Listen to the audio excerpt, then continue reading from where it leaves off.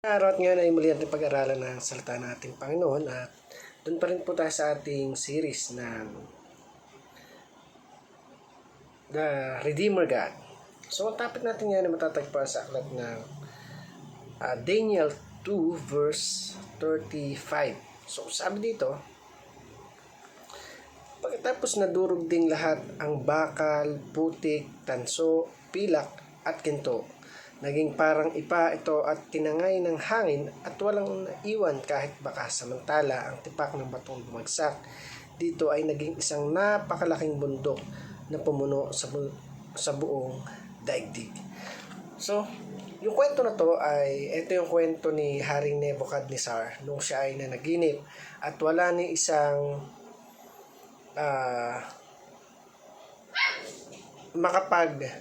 explain sa kanya kung ano ba yung nakikita niya, kung ano ba yung definition nung nakikita niyang estatwa na may ginto, pilak, tanso, at bakal ang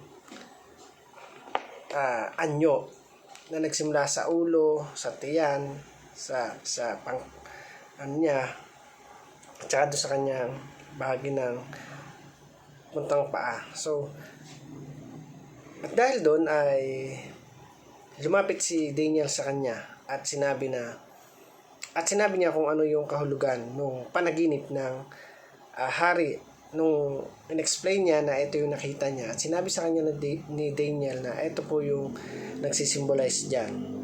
At doon nga sumisimbolo yung mga kingdom o yung mga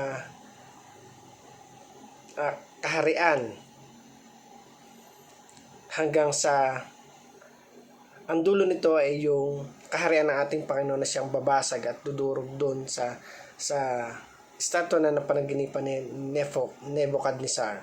At sabi nga sa huli, ang mananatiling matatag na kingdom ay ang kingdom na itatayo ng ating Panginoon. So, para po sa ating katuruan ngayon, sabi doon sa una, any attempt to build a world empire will be crushed. Kung sino man yung nagbabalak na magtayo ng imperyo o ng empire that time, dahil ang kilala nga na pinakamalaki that time is yung Roman Empire. At ang sumunod dito ay nagtapos pala sa dating malaking empire pero ngayon ay pinalit ng ating Panginoon. So, I think some parte nga ito ng bansa, England I think. So yun, kung basta may isang bansa na maliit lang na imperyo sa panahon ngayon. So, ang ibig ko lang sabihin na talagang walang sino man ang mas dadakila sa kingdom na kinikreate ng ating Panginoong Jesus. At sabi nga, siya yung pang 5 na matatayo at wala nang pang-6, wala nang pang-7. At siya yung maghahari sa mundo. So, number 2 sa dito, the kingdom of God is the rock that became a huge mountain that fills the whole earth. So, yung kingdom ng ating Panginoon, di ba, nung sabi nga dito,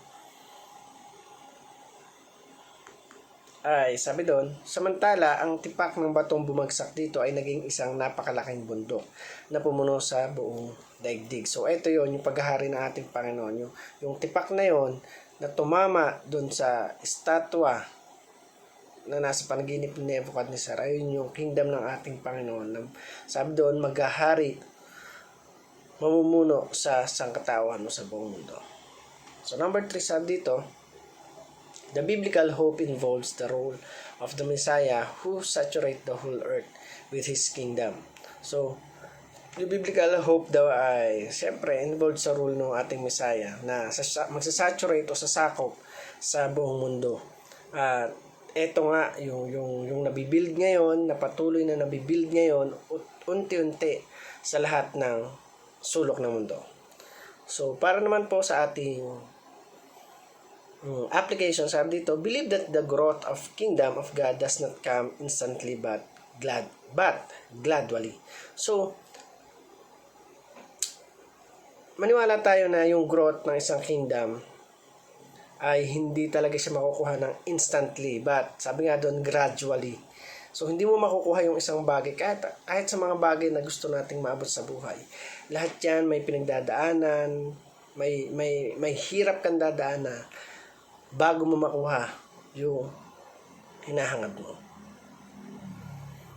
So, number 2, sabi dito, be an evidence of kingdom. So, we as a Christian, as a followers of Jesus, so kailangan natin na talagang maging evidence tayo ng ating Panginoon na kung paano na tayo ay binago niya, binigyan niya ng pagkakataon na muling makalapit sa ating Panginoon at makausap siya, sabihin yung mga bagay na gusto natin na ilapit sa ating Panginoon.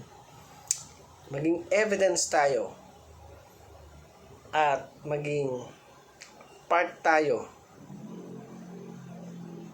ng gawain ng ating Panginoon, which is yung paghahayag ng kanyang dakilang salita.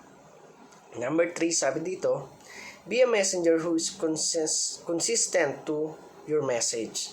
So sabi nga, marami yung naghahayag ng salita ng ating Panginoon, at kung tayo ay tutulong upang mas mapabilis o mas mapayabong ng sobra yung salita ng ating Panginoon. So, be a messenger who is consistent doon sa mensahe na binibigyan natin galing sa ating Panginoon. So, huwag tayong, sabi nga ay parang isang laruan na may battery na hindi aandar kapag hindi nilagyan ng battery. So, magkaroon tayo ng, sabi nga, kusang loob ng isang pusong masunurin, isang pusong handang magpagamit at handang maglingkod sa ating Panginoon. At hayaan natin na talagang ipaunawa sa atin ang ating Panginoon na yung huling empire is yung empire ng ating Panginoong Jesus.